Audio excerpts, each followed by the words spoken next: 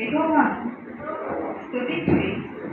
యెహోవా సేవకులారా ఆయనను స్తుతించుడి. యెహోవా నామమును స్తుతించుడి.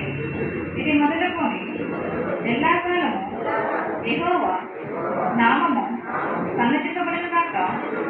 సూర్యోదయం మొదలుకొని సూర్యాస్తమం వరకు యెహోవా నామము స్తుతినందైనది. యెహోవా అన్యజనుల ఎదుట మహోన్నతుడు. ఆయన మహిమ ఆకాశ విశాలమున వ్యాపించి ఉన్నది.